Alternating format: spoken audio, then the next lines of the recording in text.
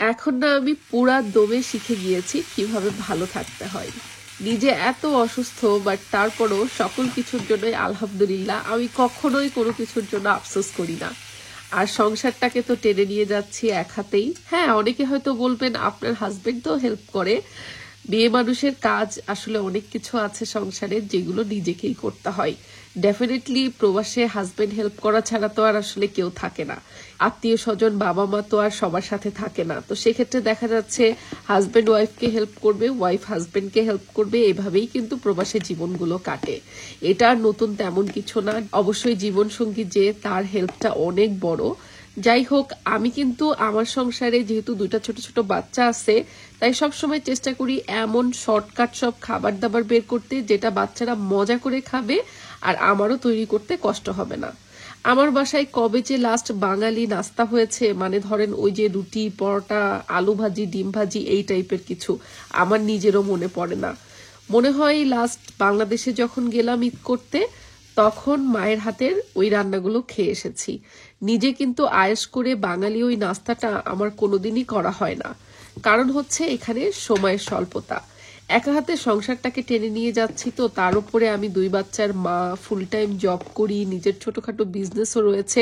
এই জন্য দেখবেন আমার রান্না বান্না বা রেসিপিগুলো সবসময় এমন টাইপের হয়, অল্প ঝক্কি ঝামেলাতেই জিনিসগুলো হয়ে যায়। অনেক কিছুই আছে আমি রেডিমেড ইউজ করতে বাধ্য হই, কারণ এছাড়া এখানে কোনোভাবেই আর আমার উপায় নেই। এত কিছু কিভাবে সামলাবো বলেন। যাই হোক, আজকে সকালে আমি টর্টিয়া দিয়ে আর সাথে কিছু সালাদ, সস দিয়ে এবং ল্যাম ডোনাট দিয়ে করে নিলাম হচ্ছে একটা রোল। এটা বাচ্চারাও পছন্দ করে আর আমাদেরও চলে যায়, কারণ সকাল সকাল আসার কথা আছে আমাদের বাসায় টেকনিশিয়ান, যিনি কিনা আমাদের বাসার পুরনো যে বয়লার সিস্টেমটা সেটা চেঞ্জ করে নতুন কম্বি সিস্টেম লাগাবে।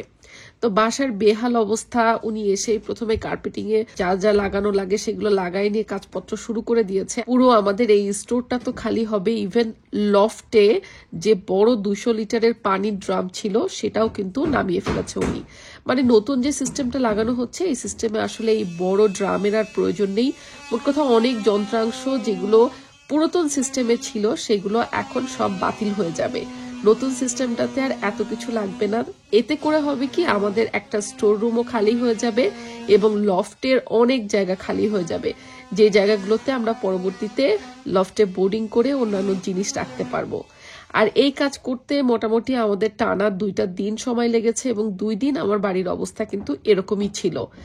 আর সারাটা দিনই পানি ছিল না। দিন শেষে রাত্রেবেলা যখন কাজ শেষ করে উনি গেছে তখন পানির লাইন দিয়েছে, বাট হট ওয়াটার দিতে পারিনি, কোল্ড ওয়াটার দিয়েছে। আবার পরের দিন একইভাবে কাজ করেছে। তো 2টা দিন টানা কাজ করার পরে পানি না থেকে আমার বাসার যে অবস্থা, এই জন্য আমি চিন্তা করেছি এই 2 দিন রান্না বান্নাটাও করবো একেবারে একটু শর্টকাট টাইপের, যেই রান্না বান্না পানির ব্যবহার একটু কমই থাকবে।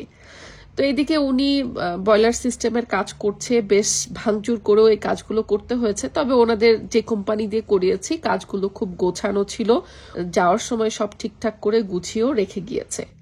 এরই ফাঁকে আপনাদের ভাইয়া আর আমি একটু আসছি বাজারে, যেহেতু বললাম আজকে কোনো এমন রান্নাবান্না করব না যে রান্নাবান্নায় পানি ধোয়া পাকলার কাজ অনেক বেশি থাকে।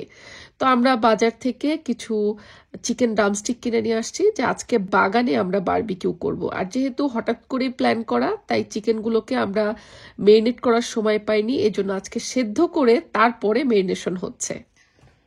আজকে আমাদের ডিনারে বারবিকিউ হবে। তো বারবিকিউটা আজকে একটু ডিফারেন্ট ভাবে করছি। চিকেনটাকে আগে হালকা একটু সেদ্ধ করে নিছি, তারপরে মেরিনেট করছি। এটা হচ্ছে রেস্টুরেন্ট স্টাইল।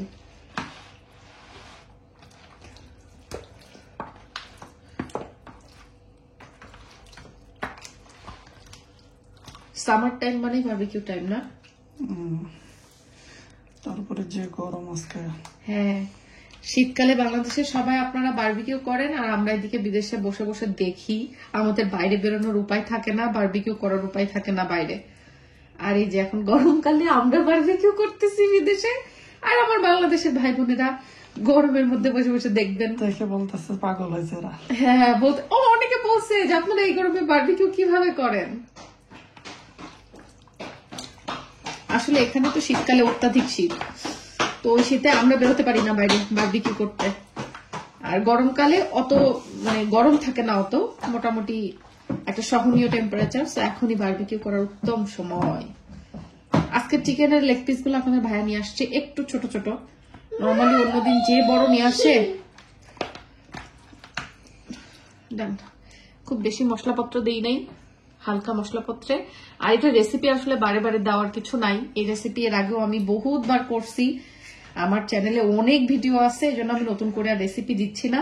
তাও যদি কেউ রেসিপি দেখতে চান, আমার রেসিপিস বাই সেজাস মম চ্যানেলে সার্চ করে দেখে নিতে পারবেন। বেটার হয় যদি ইউটিউবে সার্চ করেন, barbecue recipe by recipes by Seza's mom, এটা লিখে আপনি ইউটিউবে সার্চ করেন, দেখবেন চলে আসবে।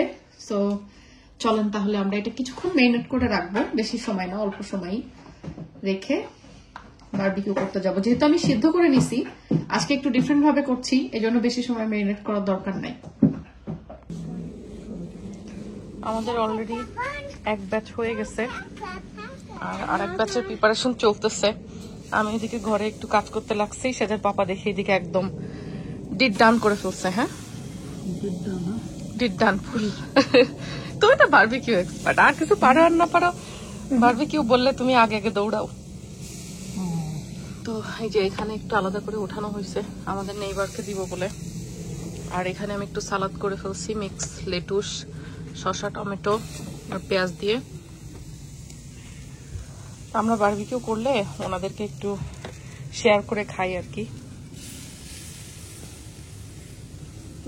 আমাদের সাথে শেয়ার করে খাই অলওয়েজ। হ্যাঁ, ভালো একটা সম্পর্ক হয়ে গেছে। নেইবাররা খুব ভালো। হ্যাঁ হ্যাঁ, আমার সেজা কি বলতেছে যে ও নাকি প্রতি উইকেন্ডে এরকম ইভিনিং চাই, যে ইভিনিং এ বারবিকিউ হবে আর ও এরকম ওপেন গার্ডেনে বসে বসে খাবে। ইয়ামি, হ্যাঁ, বারবিকিউ মজা লাগে? হ্যাঁ, আর মজা হয়েছে। আচ্ছা, তুমিও ফিনিশ করো, আর ওটা শেষ হলে এখান থেকে নিবা, এখানে আরো আছে। ওকে বাবা। ওকে, শেয়ার উইথ সিয়ারা। আর এই যে দেখেন আপনাদের ভাইয়া এখানে জড়ো করছে। আমি জড়ো করছি না, কে জড়ো করছে? খালি আমি জড়ো করছি। কে জড়ো করছে বলো, যেহেতু জাতি জানতে চাই। আমি তো একটা ঠ্যাং রাখছি, এখানে তো 4টা ঠ্যাং পাইতেছি, তাহলে কি হলো বলো? একটা চেয়ারে রাখছি।